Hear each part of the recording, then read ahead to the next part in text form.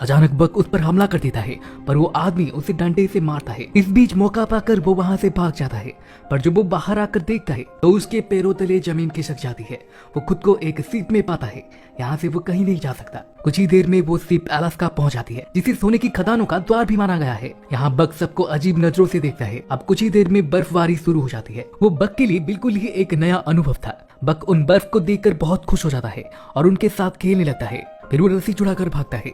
दूसरी तरफ हम देखते हैं जॉन थंडन को, जो एक बुजुर्ग है। वो अपनी मकान बेचकर यहाँ से जा रहा है। यहाँ इन दोनों की टक्कर हो जाती है और जॉन का हारमोनी गिर जाता है, जिसे बाद में बक लौटाने आता है। जॉन बक को थैंक यू बोलता है और शिप में चढ़ जाता है। ये उनकी पहली मुलाकात थी। अब बक को बेचने के लिए दूसरे कुत्तों के साथ रखा जाता है।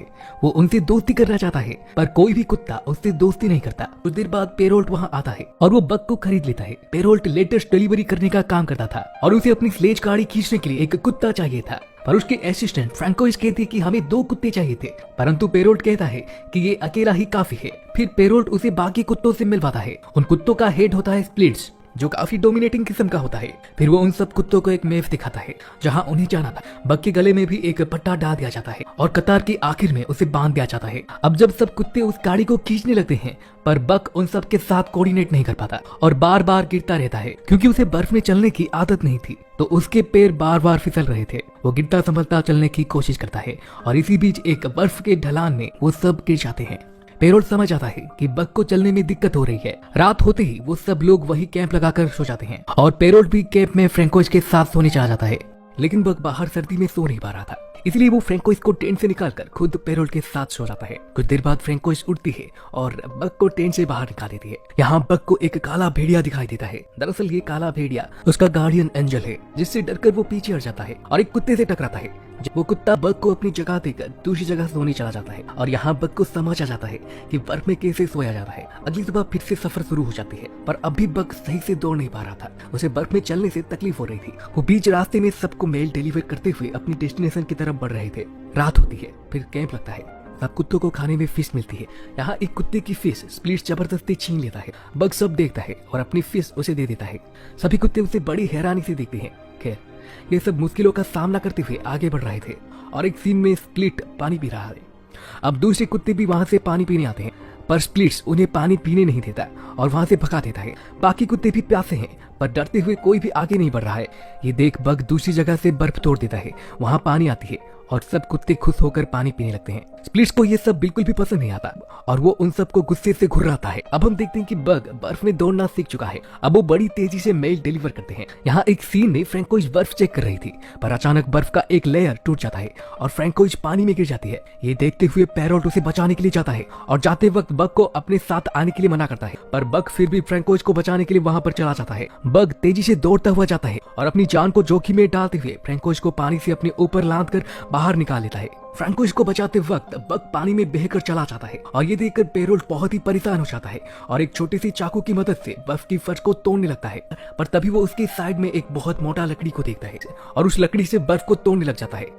इस बीच वो नोटिस करता है कि वो लकड़ी देने वाला और कोई नहीं बल्कि वो बग है। वो बग को देखकर बहुत खुश हो जाता है। दोस्तों, मैं यहाँ पर आपको बताना चाहता हूँ कि इस दुनिया में कुत्ता ही एक ऐसा जानवर है जो बहुत ही ट्रस्टवर्दी है, जो अपनी मालिक के लिए कुछ भी कर सकता है। यहाँ तक कि कुत्ते अपनी मालिक के लिए जान तक देने से पीछे नहीं हटेंगे। तो नीचे कमेंट में बताना आप सब में से किस किस के पास पेट डॉग है और फ्यूचर में कौन कौन पेट डॉग्स रखना चाहेंगे। इसके बाद फ्रैंकोइस जो उसे अच्छे से बात नहीं कर रही थी, वो भी उससे अच्छे से बात करने लगती है और उसे खाने में बोटी भी देती है। ये सब दूर से स्प्लिट्स देख रहा था और ये सब देखकर उसे अंदर ही अंदर जलन हो रही थी। रात को पेरोल्ट और फ्रैंकोइस सोने के लिए चले जाते हैं और बग को तभी एक रैबिट दिखता है और बग उसके पीछे भागता है। सारे कुत्ते भी उसका पीछा करने लगते हैं। बग उसे पकड़ लेता है और फिर वो उसे छोड़ देता है। शायद इसी तरीके से बग रैबिट के साथ खेला करता था और तभी स्प्लिट्स भी वहां पर आता है और बड़े ही बेरहमी से उस रैबिट को मार गिराता है। फिर वो बग के ऊपर भी हमला करता है और उसे बहुत मारता है, जिससे बग बेहोश हो जाता है और बाकी कुत्ते उसे मोटिवेट करते हैं, जिसे देख स्प्लिट्स उन्हें मारने के लिए आता है। पर तब तक बग को होश आ जाता है और यहाँ बग को फिर से काला भेड़िया नजर आता है। बग अब स्प्लिट्स के साथ लड़ाई करता है और उसकी गर्दन को जोर से पकड़कर नीचे पटक देता है। अब स्प्लिट्स अपनी हार स्वीकार करके वहाँ से चला जाता है। सुबह पेरोल्ट स्प्लिट्स को आवाज लगाता है, पर वो कहीं नहीं होता। अब स्प्लिट्स मजबूरन बग को अपना लीड डॉग बनाता है। सारे कुत्ते भी उसका साथ देते हैं। इस बार बग पूरी ताकत के साथ दौड़ता है जिसे देख पेरोल्ट उससे काफी इम्प्रेस हो जाता है। आगे उनके सफर में पेरोल्ट देखता है कि एक बर्फ की पहाड़ी तेजी से टूट रहा था। बक भी वो देख लेता है और बड़ी तेजी से भागता हुआ सबकी जान बचाने की कोशिश करता है। स्प्लिट्स उसे बाएं मुड़ने के लिए कहता है, पर बक को दाएं तरफ वो काला भेड़िया दिखाई दे रहा था, इसलिए वो दाएं मुड़ जाता है। वो एक गुफा में घुस जाता है और सबको सही सलामत गुफा की दूसरे छोर से बाहर निकाल देता है। पेरोल्ट को लगता है कि बक वाकई में एक समझदार कुत्ता है। वो बक की रफ्तार और समझदारी के साथ टाइम पर अपने डेस्टिनेशन तक पहुंच जाते हैं। सब लोग अपनी अपनी चिट्ठियां पाकर बहुत खुश होते हैं। बक सबको चिट्ठियां पढ़ते हुए देखता है। वहीं एक केबिन में जॉन भी होता है और वो अपनी पत्नी को लेटर लिख रहा था। दरअसल आज उसकी बेटे का जन्मदिन है, जो कि अब इस दुनिया में नहीं रहा। बक पेरोल्ट के साथ जाने लगता है तो उसे एक आवाज सुनाई देती है। दरअसल जॉन चिट्ठी पहुंचाने में लेट हो गया था, तो बक उसके हाथ से चिट्ठी लेकर पेरोल्ट को दे देता है। ये उसकी दूसरी मुलाकात थी। अब दोनों एक दूसरे को पहचान जाते हैं। अब कुछ दिन बाद जब वो गाड़ी लेकर वापस आता है तो पेरोल्ट को एक सरकारी चिट्ठी मिलती है, जिसमें लिखा गया था कि सब कुत्तों को बेचकर क्यूबा वापस आ जाओ, क्योंकि टेलीग्राम सर्विस शुरू होने की वजह से अब लेटेस्ट डिलीवरी बंद होने जा रहे थे। हालांकि पेरोल्ट ऐसा करना नहीं चाहता, बट ना चाहते हुए भी उसे सारे कुत्तों को बेचना पड़ता है। यहाँ हॉल नाम का एक आदमी जो सोने की तलाश में आया हुआ था, वो उन सबको अपनी बग्गी चलाने के लिए खरीद लेता है। पर बग्गी में सामान ज्यादा होने के कारण बक और बाकी कुत्ते उसे खींच नहीं पाते, तो उसका साथी चार्ल्स उसे मारने आता है। लेकिन जॉन वहां आकर चार्ल्स को रोकता है और उन्हें हिदायत देता है कि इस समय वहां जाना ठीक नहीं है, क्योंकि अभी बर्फ पिघल रहा है, जिस कारण सबकी जान खतरे में पड़ सकती है। पर हॉल उसकी बात नहीं मानता और आगे बढ़ जाता है। अब लगातार चलने की वजह से और भूख प्यास की वजह से बक बेहोश हो जाता है। इधर जॉन का भी मन उब चुका है। वो अपना सामान पैक करता है और चल देता है। उधर हॉल बक की बेहोश होने से परेशान है। वो गन निकालकर उसे शूट करने ही वाला था कि जॉन वहां आ जाता है। वो उन्हें आगे जाने से मना करता है, पर हॉल सोने के पीछे इतना पागल था कि वो उसकी एक नहीं सुनता। इसके बाद जॉन बक को अपने पास रख लेता है और बाकी सबको जाने देता है। वो बक को लेकर वापस अपने घर आ जाता है। बक 2 दिन तक बेहोश रहता है। होश आने पर वो बक को बताता है कि तुम्हारे सभी साथी मारे गए, अब तुम फ्री हो, जहाँ जाना चाहो जा सकते हो। इसके बाद जॉन बार में जाता है और अपने लिए शराब की बोतल खरीदता है। बक भी उसका पीछा करते हुए बार में पहुंच जाता है। अचानक वहाँ हॉल आता है और जॉन को मारने लगता है। ये देखकर बक उस पर हमला कर देता है। ये सब देखकर वहाँ खड़े लोग हॉल को बार से बाहर फेंक देते हैं। यहाँ पर जॉन घर में भी शराब पी रहा था। तब बक को बिल्कुल भी अच्छा नहीं लगता कि उसे पता है कि शराब सेहत के लिए हानिकारक है। पहले वो उसे रोकने की कोशिश करता है, बाद में वो उसकी बोतल लेकर बर्फ में दफन कर देता है और उसके ऊपर बैठ जाता है। हालांकि जॉन उसे उठाने की बहुत कोशिश करता है, पर वो इतना भारी था कि जॉन उसे वहाँ से हटा नहीं पाता। यहाँ पर उन दोनों की बॉन्डिंग काफी गहरी होने लगी थी। इसी दिन जॉन बक को यूक्रेन का मैप दिखाता है और बताता है कि उसके बेटे ने यहाँ पर एक लाइन खींची थी और बोला था कि इस लाइन को फॉलो करने पर हम बहुत सारे सोने के खजाने तक पहुंच सकते हैं। इसके बाद वो दोनों अपने सफर पर निकल पड़ते हैं। वो नदी से होते हुए चल देते हैं, पर बहाव बहुत तेज होता है। दोनों पानी के बहाव में बहते हुए जाते हैं। यहाँ पर बक को काफी मजा आ रहा था, लेकिन नीचे आने पर उनकी बोट में छेद हो जाती है, इसलिए उन्हें नाव छोड़ना पड़ता है। अब वो दोनों पैदल ही जंगल की तरफ बढ़ जाते हैं। रास्ते में उन्हें एक कुटिया दिखता है।